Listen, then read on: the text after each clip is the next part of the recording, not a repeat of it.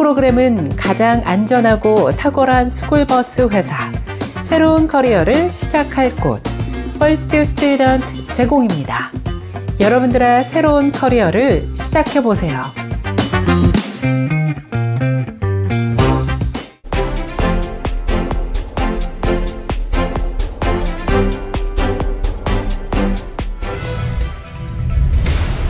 시청자 여러분 안녕하십니까? 5월 13일 화요일 세븐데이스 헤드라인 뉴스 시작합니다.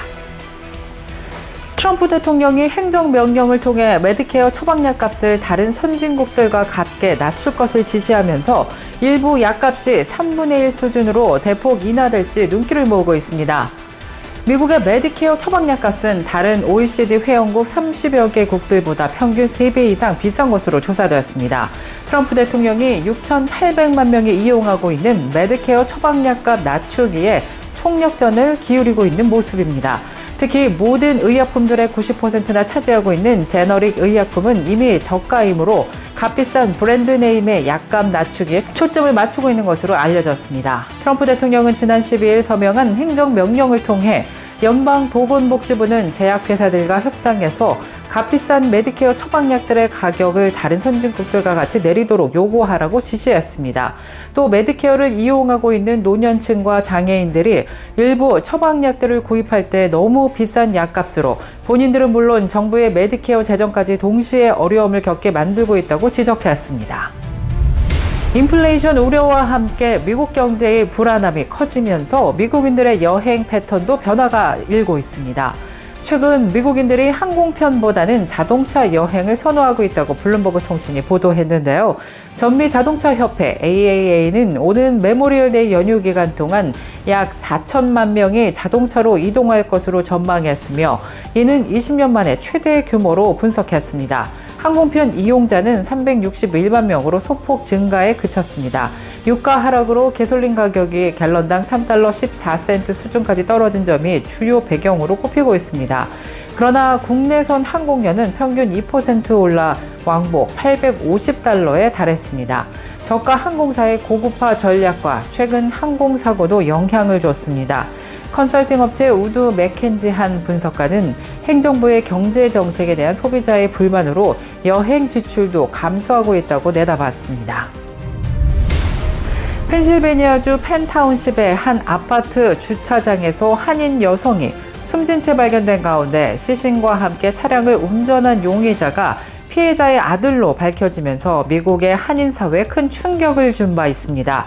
숨진 여성은 메릴랜드 거주 61세의 현안 씨로 지난 3월 24일 오후 아파트 단지 주차장 차량 안에서 발견됐습니다. 현지 경찰은 피해자의 아들 케빈 현안을 시신 유기 혐의로 체포한 가운데 이 남성이 메릴랜드에서 또 다른 범죄 2건으로 추가 기소됐습니다. 볼티모어 카운티 검사 측은 지난 3일 케빈 안 씨를 1급 살인 혐의 2건과 1급 폭행 혐의 2건으로 기소했다고 밝혔습니다. 한편 케빈 현안 씨는 어머니를 목 졸라 살해한 혐의로 펜실베니아 노던 랭커스트 리저널 경찰국에 체포돼 현지 카운티 교도소에 보석금 없이 구금돼 있습니다. 한국 영화 파과가 오는 16일 미국에서 개봉합니다. 구병모 작가의 동명소설을 원작으로 한 파과 영화는 단순한 킬러들의 액션 영화가 아니라 60대 여성 킬러의 깊은 내면을 조명하며 관객들에게 새로운 인간적인 감동을 선사할 예정입니다. 주인공 조각은 40년간 냉혹한 삶을 살아온 킬러입니다. 그러나 노화와 함께 찾아온 변화를 받아들이면서 새로운 의미를 찾아갑니다. 이 과정에서 투라는 미스터리한 인물과의 대결이 긴장감을 더하면서 과연 영화가 어떤 결말을 맺을지 궁금증을 자아냅니다. 기존의 액션 영화와는 차별화된 독특한 설정은 물론 이미 베를린 국제영화제 초청작으로도 입증된 작품성 높은 영화 파과를 오는 16일 미국 주요 도시에서 만나보시기 바랍니다. 난 이럴 게 없지.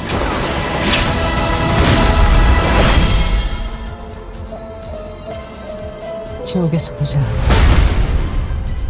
마이크로소프트가 13일 레드몬드 본사 등 회사 전체에서 수천 명의 직원을 해고한다고 밝혔습니다.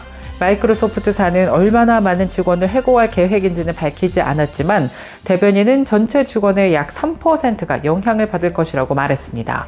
마이크로소프트의 전 세계 직원이 22만 8천 명에 달하기 때문에 이번 해고 조치는 6,800여 명 이상이 회사를 떠난다는 것으로 풀이되고 있습니다. 이번 감원은 마이크로소프트가 10,000명의 직원을 감원한다고 발표한 2003년 이후 최대 규모입니다. 트럼프 대통령이 사우디아라비아에서 총 6천억 달러에 달하는 미국 투자 약속을 받아냈습니다.